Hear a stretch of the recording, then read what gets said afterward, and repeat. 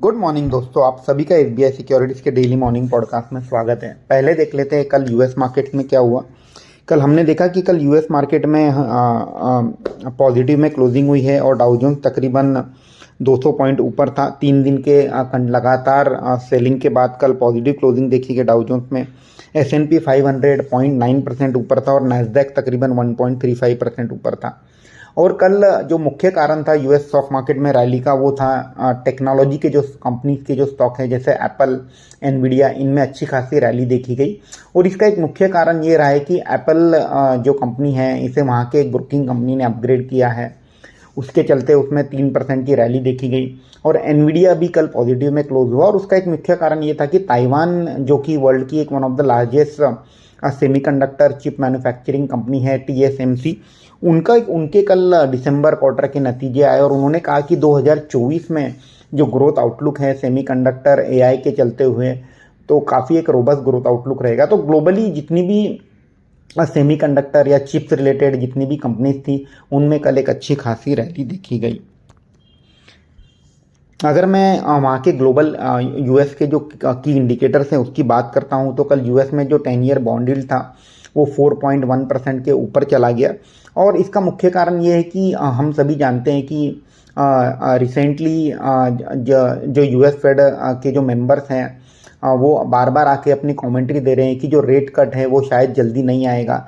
और कहने के बाजार को ये एस्टिमेट था कि मार्च 2024 के महीने में शायद रेट कट आ सकता है, और अब ये कहीं ना कहीं थोड़ा डिले होते हुए दिख रहा है। और उसके चलते हमने देखा कि यूएस 10 ईयर बॉन्ड यील्ड, जो कि दिसंबर एंड में तकरीबन 3.8% पे चले गए थे, अब वो बढ़ करके 4.1% के आसपास आ गए हैं। यूएस डॉलर इंडेक्स हल्का फुल्का ऊपर था कल 103.4 के लेवल पर। ब्रेंट क्रूड में हमने देखा कि जिस तरह से रेड सी में एक फाइट चल रही है, ईरान के जो ईरान और येमेन बैक हाउती, और कहीं ना कहीं इन्होंने जो वहाँ प्रॉब्लम क्रिएट कर रखी है, उसके चलते कहीं ना कहीं हल्का फुल्का क्रूड में भी उछाल देखा गया। वोलेटिलिटी इंडेक्स यूएस और इंडिया में कल 4% और 6% डाउन थे। एक कहीं ना कहीं एक पॉजिटिव संकेत है इंडियन इक्विटी मार्केट के पर्सपेक्टिव से। कल यूएस में एक बहुत इंपॉर्टेंट डेटा आया, जॉबलेस क्लेम्स के नंबर आए। मतलब कितने लोगों ने के पास जॉब नहीं है, उन्होंने एक अपना क्लेम फाइल जो यूएस गवर्नमेंट के पास करते हैं, और वो डेटा कम आया है अनुमान से। तो ये क्लियरली दर्शाता है कि यूएस में की जो इकोनॉमी है, इतने इंटरेस्ट रेट ऊंचे होने के बावजूद भी काफ़ी एक रोबस्ट फुटिंग पर है। और इसके चलते हुए अब कहीं ना कहीं जो रेट कट है शायद ये डिले होते हुए दिख रहा है।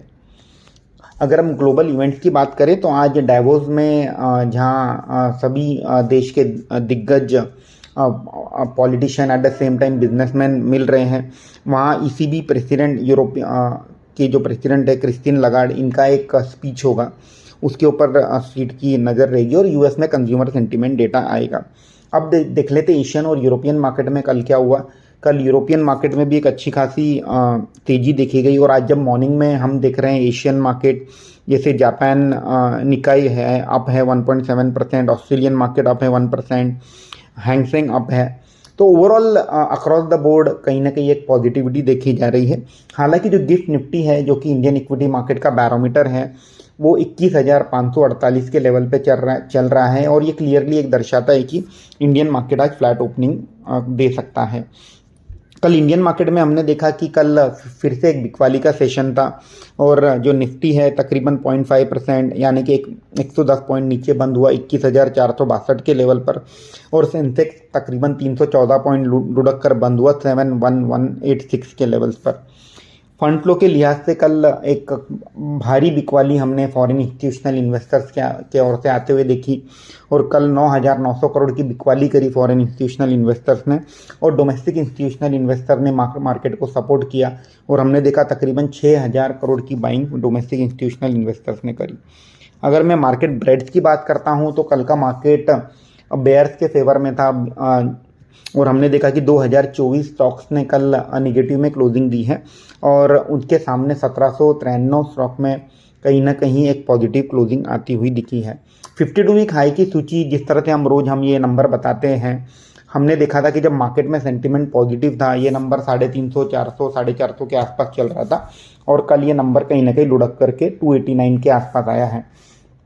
हालांकि अगर मैं BSE 500 की सूची में देखूं कि कौन से स्टॉक्स ने 52 वीक हाई दर्ज किया है, तो उसमें सबसे ऊपर कल था ओरेकल फाइनेंशियल सर्विसेज, 29% ऊपर बंद हुआ।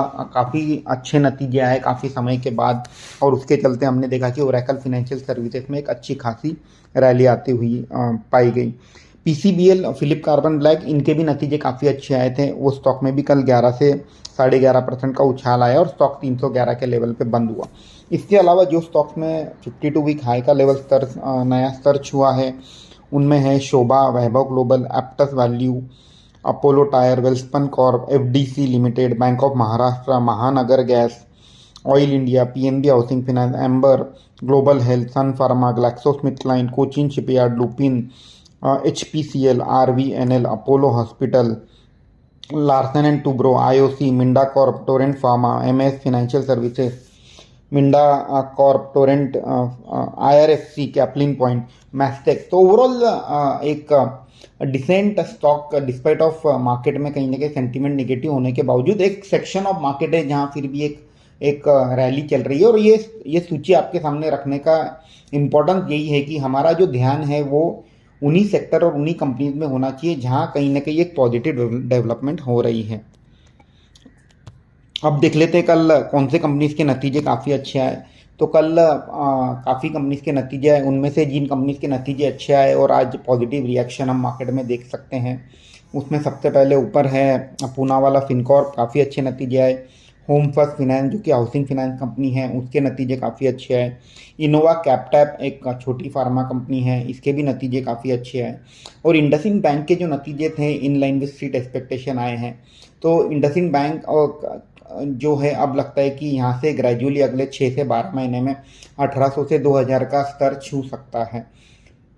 ये जितने भी रिजल्ट्स की मैं बात कर रहा हूँ, इसका जो डिटेल एनालिसिस है हम आप सभी के साथ टेलीग्राम चैनल पर शेयर करते हैं SBI सिक्योरिटीज़ के। Eight the same time SBI securities का जो मॉर्निंग रिपोर्ट होता है, मॉर्निंग अपडेट जिसे हम कहते हैं, वो आप SBI सिक्योरिटीज़ के वेबसाइट से ले सकते हैं।